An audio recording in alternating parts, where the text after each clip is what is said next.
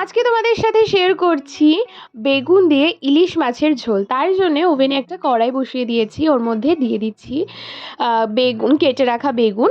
তার আগে সর্ষের তেলও দিয়ে দিয়েছিলাম। এরপর বেগুনগুলো খুব ভালোভাবে এখন ভেজে নেব। আর এই রান্নাটা আমি কিন্তু কখনোই খাইনি, এটা আমি প্রথমবার ট্রাই করছি।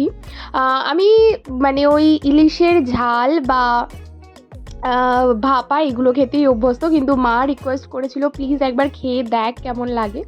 তো যাই হোক, বেগুনটা ভাজা হয়ে গেছে, তুলে রেখেছি। এরপর ওই তেলের মধ্যে আরেকটু তেল দিয়ে কালো জিরে আর কাঁচা লঙ্কা ফোড়ন দিয়েছি। তার মধ্যে দিয়ে দিয়েছি একটা মশলা, এর মধ্যে আছে হলুদ গুঁড়ো আর লঙ্কার গুঁড়ো।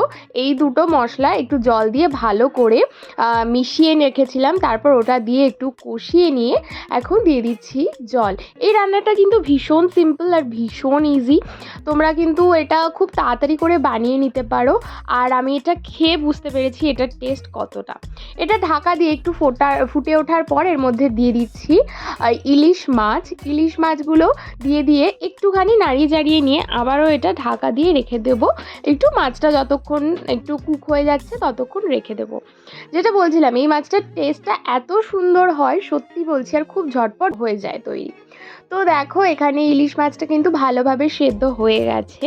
এবার এর মধ্যে অ্যাড করে দিচ্ছি বেগুনটা একটু পরে দিলেই খেতে বেশি ভালো লাগবে। আর বেগুন না যে কোনো তরকারিতে দিলে দেখবে তরকারির টেস্ট অনেক গুণে বেড়ে যায়। তো বেগুন দিয়ে আরও একটুখানি ফুটিয়ে নেব, ওই মিনিট 2-3 মতন ফুটিয়ে নেব। আর গ্যাসের ফ্লেমটাকে কিন্তু মিডিয়ামেই রাখবো, হাইতে রাখার কিন্তু কোনোই দরকার নেই। আর তো দেখো 2 মিনিট পর ব্যাক করে গেছি, আর ইলিশ দিয়ে বেগুন দিয়ে ঝোল কিন্তু একদম রেডি সার্ভ করার জন্যে। তোমরা কারা কারা এই রেসিপি খেতে ভালোবাসো অবশ্যই জানিও।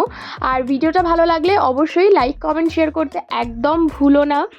আর যারা ফেসবুক থেকে দেখছো প্লিজ ফলো করে দাও। আর যারা এখনও ইনস্টাগ্রাম আর ফেসবুকে জয়েন করনি তারা তাড়াতাড়ি যাও আর জয়েন করে নাও। আমি ডেসক্রিপশানে দুটো লিঙ্কই দিয়ে দেবো, চেক আউট করে নিও। আর সবাইকে অসংখ্য ধন্যবাদ সাবস্ক্রাইব করার জন্যে। আর প্লিজ প্লিজ প্লিজ একটু ভিডিওগুলো দেখো। আমি সমস্ত ইনগ্রিডিয়েন্টসের লিস্ট ডেসক্রিপশানে ডিটেলসে দিয়ে দেবো, একটু চেক করে নিও। Eat healthy and stay healthy. See you soon, bye by.